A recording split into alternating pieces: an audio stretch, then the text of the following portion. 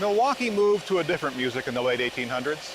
The city still tanned hides and butchered hogs, but its tune changed from processing to manufacturing. Products of the earth gave way to products of steel, especially machinery. Metal bending became a way of life, and by 1900, Milwaukee was the self-proclaimed machine shop of the world.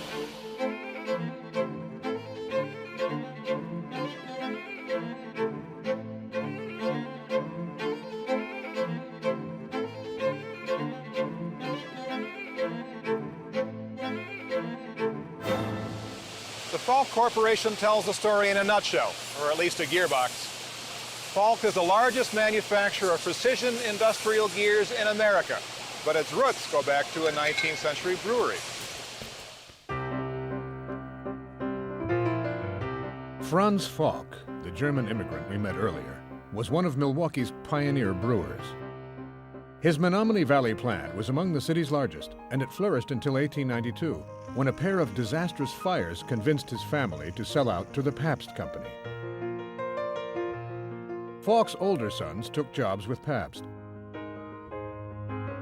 Hermann, one of the youngest, chose a different direction. He opened a small machine shop in a corner of the old brewery and began to tinker. Hermann's first success was a foundry on wheels, a device used to weld streetcar tracks together in place. From there, he got into gears, becoming a major manufacturer of gears used in mines, steel mills, ships, and a host of other applications. It was Falk gears that opened and closed the lock gates on the Panama Canal.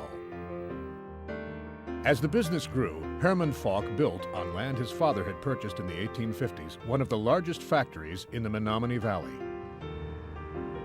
That plant, much enlarged, is still in business today, and it symbolizes the larger shift in Milwaukee's economy. The Falk family moved from beer to gears, from malt to machinery in a single generation. Milwaukee attracted a host of other tinkerers who began with small shops and large dreams. Henry Harnischfeger was one of them. Born in Germany, he was a master mechanic who got tired of working for others. In 1884, Harnischfeger and his partner, Alonzo Pauling, opened a small machine shop in the Walker's Point neighborhood. It was so flimsy that snow blew in through the cracks in the siding, and tools froze to the partners' hands each winter morning. But Pauling and Harnischfeger did excellent work. They attracted customers like Bruno Nordberg and Christopher Lavalle. Both men graduated to shops of their own in the Walker's Point neighborhood. Nordberg eventually became a world leader in mine hoists and diesel engines. Lavalle made a full line of construction machinery driven by endless chains of metal links. He called his firm the Chain Belt Company.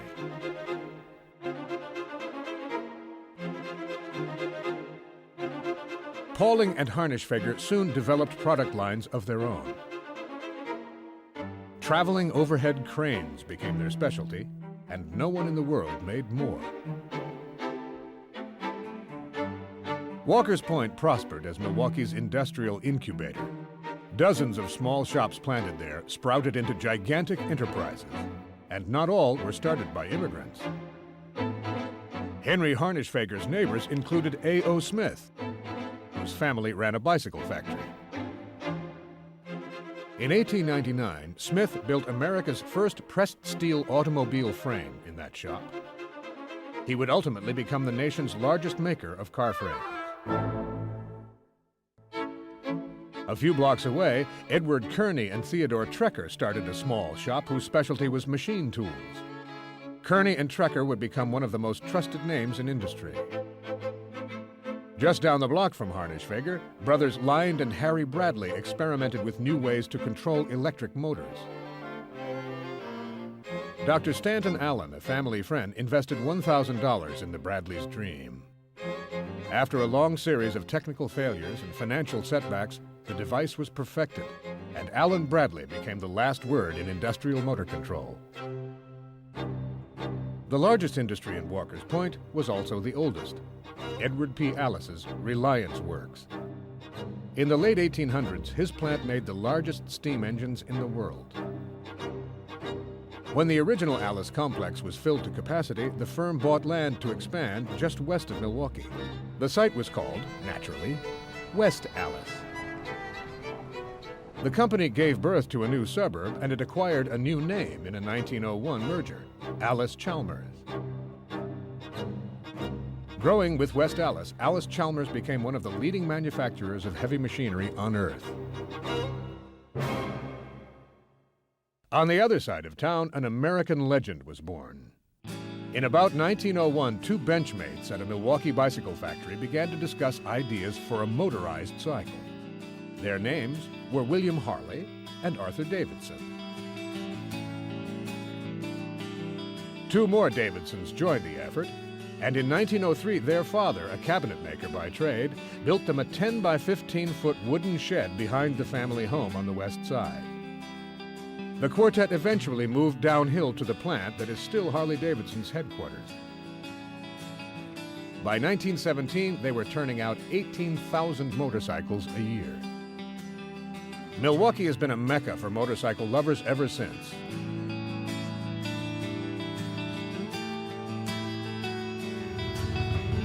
Regular reunions draw tens of thousands of fans, all coming to pay homage to the bike that made Milwaukee famous.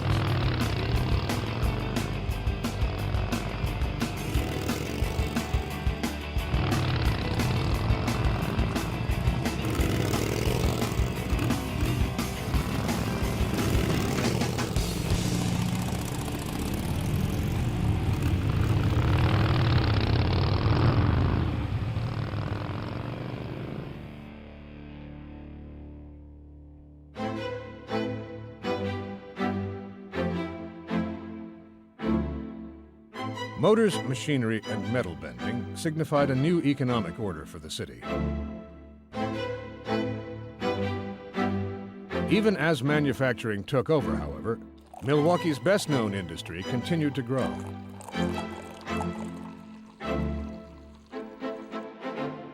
In 1890, in fact, for the first and only time in the city's history, beer was Milwaukee's most important product. Pabst remained the dominant brewer, and a Pabst ad described beer as the ideal tonic for harried moderns. As old companies prospered and new ones multiplied, industry developed an unshakable grip on Milwaukee. By 1910, 57% of the city's adult males were industrial workers. That was the second highest concentration in America. Only Detroit, the nation's emerging automotive center, had a higher proportion. But prosperous industries did not mean prosperous workers. Tens of thousands endured conditions we'd consider criminal today. Leather tanners had some of the foulest smelling jobs in America. Iron workers had some of the hottest. Bayview's mill hands faced temperatures of 160 degrees or more. Packing plant workers spent their days up to their elbows in hog entrails. Machine operators worked within inches of open belt drives that were a constant hazard to life and limb.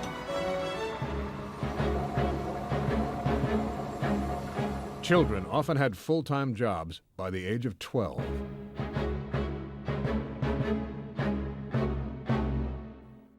And that wasn't all. As long as immigrants flooded the labor market, employers held all the cards. Industrial workers of the 1880s put in 10 to 12-hour days, 6 days a week, with no thought of vacations and not a dime in fringe benefits. For all the perils, for all the aggravations, workers on the lowest and widest rungs of the ladder could expect to earn no more than $1.25 a day. That translates to a little over $2 an hour in modern terms, without benefits.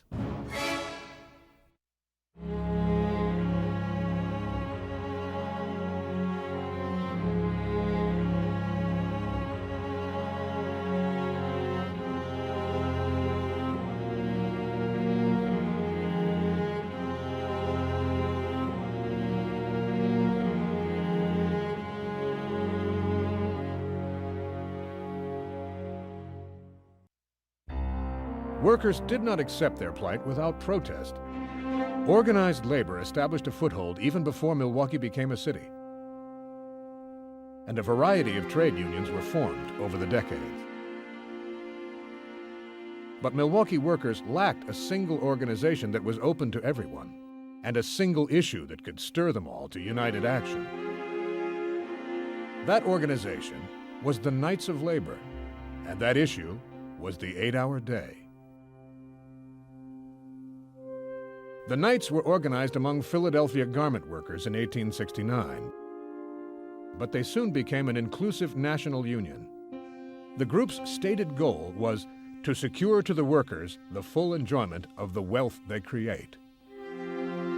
In 1884, the National Union issued a call for an 8-hour day without a cut in pay, and Milwaukee, with Chicago, became a national center of the movement.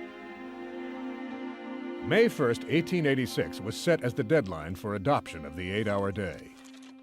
Some employers, including the city of Milwaukee, agreed, but most resisted, and the result was a general strike that brought the entire community to a standstill.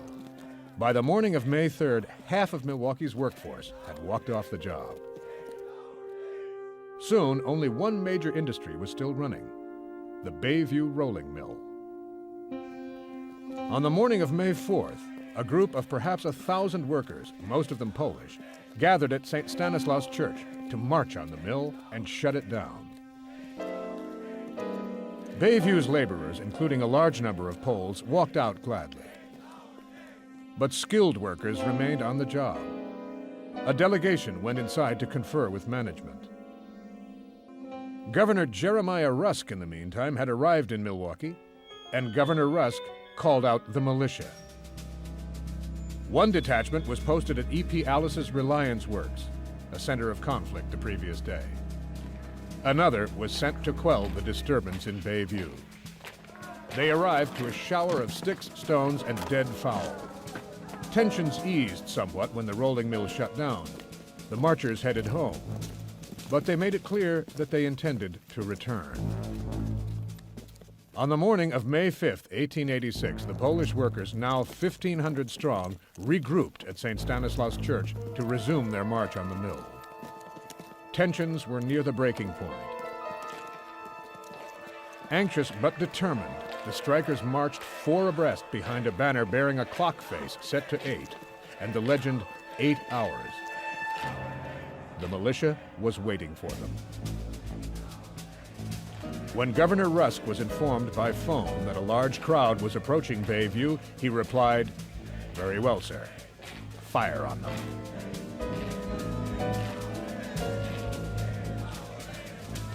One militia captain gave his troops a more specific command. Pick out your man and kill him. Onward marched the strikers. At a distance of 200 yards, the militia commander ordered them to halt. They could hardly see the major, much less hear him above their own noise.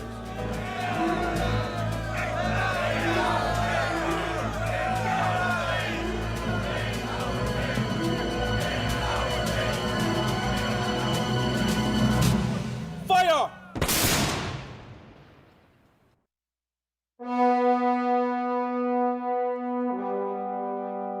A reporter on the scene described the reaction. As if by a common impulse, the crowd fell headlong to the ground, and for a minute it appeared as though nearly all had been killed or wounded by the first discharge. When the troops ceased firing, all who were uninjured turned and ran pell-mell back to the city, leaving 6 dead or dying in the dusty roadway. The number of confirmed dead reached at least 5, including a 12-year-old schoolboy who was playing hooky, and a retired mill worker who was watching from his backyard. The Bayview incident was the bloodiest labor disturbance in the state's history. Never before had there been such a dramatic uprising against the given economic order. Never before had one group of Milwaukeeans leveled deadly fire at another.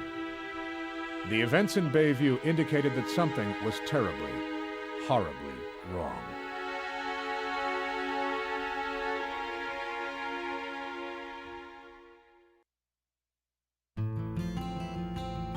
The last word belonged to the workers. On May 23rd, less than 3 weeks after the shootings, nearly 5,000 marched through the streets of Milwaukee, determined to show that they would not be bullied into submission.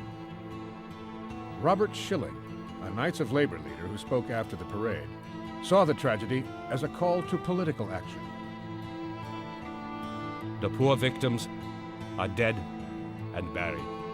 They shall be revenged, not by making blood flow, not through force. The intelligent citizen has a weapon mightier than the ball or the bayonet. The ballot. Schilling quickly formed the People's Party of Wisconsin, and workers flocked to its banner. In the fall elections of 1886, the Populists captured most county offices, half of Milwaukee's state assembly seats, and a national office as well. A millwright named Henry Smith was the People's Party's candidate for Congress in 1886. Propelled by the votes of his fellow workers, Mr. Smith went to Washington. Labor's victory was short-lived. In the next elections, Republicans and Democrats joined forces against the Populists, turning back the Third Party movement. But a warning had been sounded. A precedent had been set. The Bayview incident had stirred Milwaukee's workers to common action that would lead, in time, to a more durable victory. The events of May 5, 1886 are still remembered. Each year, a diverse group of Milwaukeeans gathers in Bayview to recall a time when people marched and people died for a right that we now take for granted, the right to an 8-hour day. To the point where I'm going to read the names of the people who lost their lives in 1886. Let us compose ourselves. Frank Kunkel, Frank Novarchik, John Marsh, Robert Erdman, Johann Zaska, Martin Jakowiak, Michael Lukowski.